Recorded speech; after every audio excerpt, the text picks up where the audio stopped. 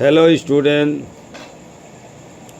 today I will discuss a beautiful poem, Make Room for Elephant, composed Ruskin bond.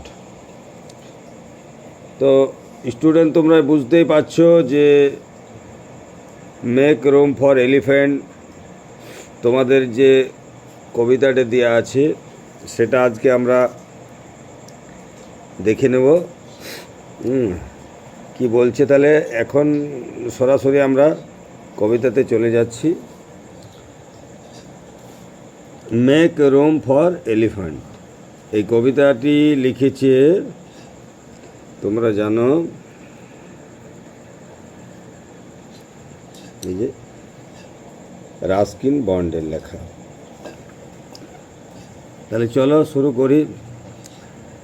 I know the world a crowded place and elephant do take up space.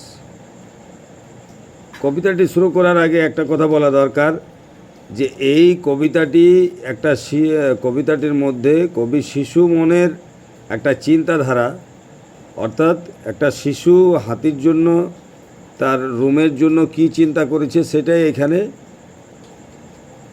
দেখানো হয়েছে। তো সেই শিশুটি কি ভাবছে তার এই বক্তব্য তুলে ধরা হয়েছে এই কবিতাটির মাধ্যমে। যেহেতু কবিতাটির নাম হচ্ছে মেক রুম ফর এলিফ্যান্ট, অর্থাৎ হাতির জন্য একটা রুম বানানো বা ঘর বানানো। I know the world crowded place and elephant do take up space. I know the world crowded place. আমি জানি এই পৃথিবীটা, ওয়ার্ল্ডটা কি আছে, ক্রাউডেড প্লেস। ক্রাউডে জনতার লোকজনে ভরে গেছে। এখানে ক্রাউডেড বলতে শুধু জনতাকে বোঝানো হচ্ছে না, ক্রাউডেড বলতে এখানে সব কিছু, এভরিথিং। সেটা গাড়ি ঘোড়া হতে পারে, ঘর বাড়ি হতে পারে, গাছপালা হতে পারে, কীটপতঙ্গ হতে পারে, সব কিছুতেই ভিড়ে ভরে গেছে, ক্রাউডেড প্লেস হয়ে গেছে ওয়ার্ল্ডটা। দেখছি না সব জায়গাগুলো যেগুলো ফাঁকা ছিল দিনের পর দিন, সেখানে কি হচ্ছে, বাড়ি হচ্ছে, ঘর হচ্ছে, কারখানা হচ্ছে, ফ্যাক্টরি হচ্ছে, ভরে যাচ্ছে। সেই জন্য প্রথমেই বলেছে যে I know the world A crowded place, অর্থাৎ এই পৃথিবীটা একবারেই ভরে গেছে ভিড়ে। ক্রাউডেড বলতে এখানে ভিড়কে বোঝানো হচ্ছে। And elephant do take up space, এবং হাতি, তোমরা জানো এলিফ্যান্ট যেটা হয় তার জন্য কি করে, টু টেক আপ স্পেস, অনেকটা জায়গা নিয়ে থাকে। সেই শিশুর চিন্তাধারা দেখো যে একটা সে হাতি, তার জন্য তো অনেকটা জায়গার দরকার। But if it make a difference Lord, কারণ তোমার বলছে হে ভগবান, হে ঈশ্বর, এই হাতিকে একটা আলাদাভাবে তৈরি করেছে। অর্থাৎ তার যে লার্জ অ্যানিম্যাল, একটা বিশাল আকারের, বৃহৎ আকারের জন্তু, সেটা আলাদাভাবে ঈশ্বর তাকে বানিয়েছেন। I had gladly share my room and board. আর কি বলছে যে আমি তার জন্য খুব খুশি কি করব, যেহেতু ওর আকার আয়তন অনেক বেশি, ওর জন্য পৃথিবীতে আমাদের ক্রাউডে ভরে গেছে, তবু আমি তার একটা ব্যবস্থা করব। আমি খুব খুশি গ্ল্যাডলি, অর্থাৎ আই হ্যাড গ্ল্যাডলি, আমি খুব খুশি তার সাথে ভাগ করে নেব, শেয়ার করে নেব কি, মাই রুম, আমার রুমটা তাকে শেয়ার করে নেব, অর্থাৎ আমার রুমে তাকে থাকতে দেবো। অ্যান্ড বোর্ড মানে এখানে ভোজন অর্থাৎ খাবার, এবং এমনকি আমার খাবারটাও তাকে ভাগ দেব। এ বেবি এলিফ্যান্ট উড ডু, একটা ওই যে বাচ্চা হাতি যেটা আর কি, হাতির বাচ্চা, ওই ছোট্ট হাতিটার জন্য আমি এইটুকু করতে পারি। But if he bring his mother to, কিন্তু যখন সে বাচ্চা হাতিটা আসবে তখন তো সে তার মাকে সঙ্গে করেও আনতে পারে। ব্রিং মানে আনা, অর্থাৎ ছোট্ট হাতিটা যখন সে আসবে তখন সে তো তার মাকেও সাথে নিয়ে আসতে পারে। তখন কি করা যাবে? শিশুটি আবার বলছে, দেয়ার ড্যাড গ্রেজ, সেই জন্য তো আছে আরেকটা জায়গায়, কোথায় না আমার বাবার যে গ্যারেজ রয়েছে, গ্যারেজ মানে তোমরা জানো যেখানে গাড়ি ঘোড়া সারা হয়, গাড়ি রাখা হয়, সেই গ্যারেজ। হ্যাঁ, গাড়ি রাখার একটা নির্দিষ্ট জায়গা, হল ঘরের মতন সাধারণত ব্যবহার করি। বলছে সেই জন্য যদি ওর মা আসে তো কোনো ব্যাপার নেই, তার জন্য তো আমার পিতার যে গ্যারেজটা রয়েছে, গ্যারেজ রয়েছে, সেই গ্যারেজে তাকে রাখা হবে। হি উডেন্ট মাইন্ড, হি উডেন্ট মাইন্ড, হি বলতে এখানে কাকে বোঝানো হয়েছে? অর্থাৎ আমার বাবাকে বলছে, বাবা এর জন্য কোনো মাইন্ড করবে না। তার কারণ কি না, to elephant he is more than kind. প্রথমত হচ্ছে এলিফ্যান্টের প্রতি তার একটা আলাদা ভালোবাসা আছে, অর্থাৎ এলিফ্যান্টকে বাবা খুব লাইক করে। আর কি, আমার বাবা হচ্ছে একজন কাইন্ড পারসন, অর্থাৎ দয়ালু মানুষ। সুতরাং বাবা দয়ালু মানুষ, হ্যাঁ, আর হাতির প্রতি তার একটা পছন্দের বিষয় রয়েছে, হাতিকে এমনি সে পছন্দ করে। সুতরাং বাবা কোনো আপত্তি করবে না যদি বাবার গ্যারেজের মধ্যে আমরা ওই ছোট্ট হাতির মাটাকে জায়গা দিই। বাট আই ওয়ান্ডার, কিন্তু আমি অবাক হচ্ছি, what our mum would say, আমার মা কি বলতে পারে, if the elephant father came to stay, যদি আবার সেই ছোট্ট হাতিটার মায়ের সাথে সাথে যদি তার বাবাও চলে আসে থাকতে, তাহলে আমার মা কি বলবে, সেটা ভেবেই আমি অবাক হচ্ছি। तो स्टूडेंट, आप लोग समझ रही है कि ये जो पोएम है इसका नाम है मेक रूम फॉर एलिफेंट, मतलब हाथी के लिए एक रूम बनाना है। तो शुरू करते हैं। I know the world A crowded place, ये जो वर्ल्ड है ये बहुत भीड़ है, क्राउडेड है, प्लेस है, सारी जगह भरा हुआ है। And elephant do take up a space, और अब लोग तो जानते हैं जो एलिफेंट होता है वो इतना बड़ा होता है कि उसके लिए लार्ज एनिमल होता है, तो उसके लिए बहुत सारे जगह चाहिए, स्पेस चाहिए। तो ये जो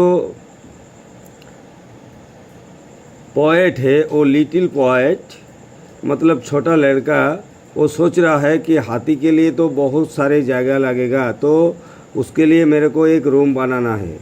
इसे but if it make a difference lot, तो वो इतना इमेजिनेशन लड़का था कि ये भी सोच रहा था कि जो हाथी है उसके लिए तो ईश्वर ने उसको अलग तरह से बनाया, बहुत बड़ा बनाया, तो कोई बात नहीं। आई हैड ग्लैडली, फिर भी मैं खुश हूँ। शेयर माई रूम, मेरा खुशी खुशी मेरा रूम उसको दे दूँगा। एंड ब्रेड एंड बोर्ड, मतलब मेरा जो भोजन है, खाना है, वो भी मैं वो बच्चा हाथी जो है, हाथी का बच्चा है, a baby elephant would do, उसके लिए मैं सब दे दूँगा, कोई बात नहीं। But if he bring his mother to, अगर वो बच्चा हाथी के साथ अगर उसका मम्मी भी आएगा तो क्या करेंगे, देयर इज़ डेड गैरेज, तो उसके लिए भी बंदोबस्त है। जो मेरा पिताजी का गैरेज है वो भी उसके लिए, उसका माँ के लिए छोड़ दूँगा। He would mind to elephant he is more than kind, क्योंकि ही मतलब मेरा जो पिताजी है वो तो कोई माइंड नहीं करेगा, क्योंकि वो हाथी से लगाव है और वो बहुत काइंड पर्सन है।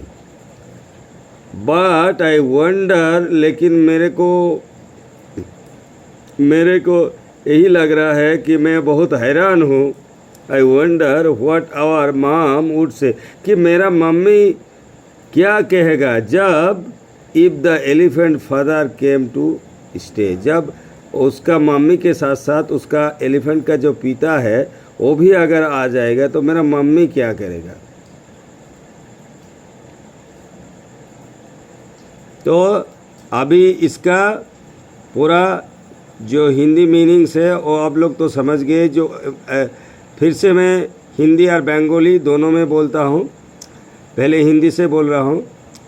जो है तो जो बच्चे हैं वो बोल रहा है कि हमारा जो हमारा जो वर्ल्ड है वो पूरा भीड़ भाड़ है सारी जगह। तो हाथी इतना बड़ा एनिमल है कि उसके लिए ज़्यादा स्पेस चाहिए, ज़्यादा जगह चाहिए।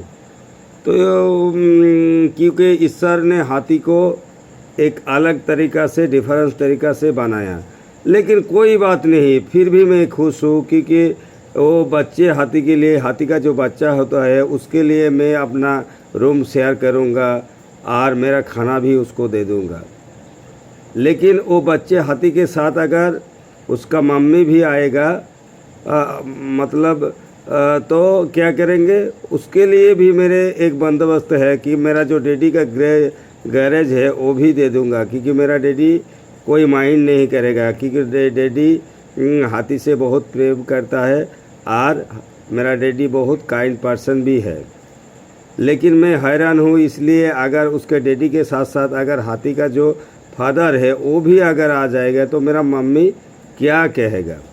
তাহলে স্টুডেন্ট তোমরা বুঝতেই পারছো, মেক রুম ফর এলিফ্যান্ট মানে হচ্ছে হাতির জন্য একটা আলাদা রুম বানানো। একটা ছোট্ট শিশু এই কবিতার মধ্যে তার মনের ভাবনাটা আমাদের কাছে প্রকাশ করেছে যে আমাদের পৃথিবীটা এত দিনের পর দিন ভরে যাচ্ছে। তো হাতি তো একটা এত বৃহৎ জন্তু, তার জন্য কতটা জায়গার দরকার। কারণ ঈশ্বর তো হাতিকে একটা আলাদা, লর্ড মানে ঈশ্বর এখানে, হাতিকে একটা আলাদাভাবে বানিয়েছে। সুতরাং তার জন্য আমি কোনো চিন্তা করি না, আমি তো খুশি আছি সব কিছু ভাগ করে দিতে। আমার রুমটা তাকে দিয়ে দেবো, ছোট্ট হাতিটাকে, এমনকি আমার খাবারটাও দিয়ে দেবো। তাছাড়া তবে আরেকটা জিনিস আমার মনে হচ্ছে যে এই হাতিটা যখন বাচ্চা হাতিটা আসবে তখন তো তার সাথে সাথে তার মা নিশ্চয়ই আসবে। তো তার মায়ের জন্য আমি একটা ব্যবস্থা করতে পারি। আমার বাবার যে গ্যারেজ আছে সেটা তার মা, বাচ্চা হাতির মাকে সেটা দেয়া যাবে, কারণ আমার বাবা তার জন্য কিছু বলবে না, কারণ বাবা হাতিকে প্রচণ্ড ভালোবাসে আর আমার বাবা এমনি একটা দয়ালু মানুষ। কিন্তু আমার অবাক লাগছে এই ভেবে যে যদি আবার তার মায়ের সাথে সাথে যদি সে হাতির বাবাও চলে আসে তখন কি হবে, মা আমাকে কি বলবে। তো স্টুডেন্ট, আমরা এরপরে প্রশ্নগুলো করব।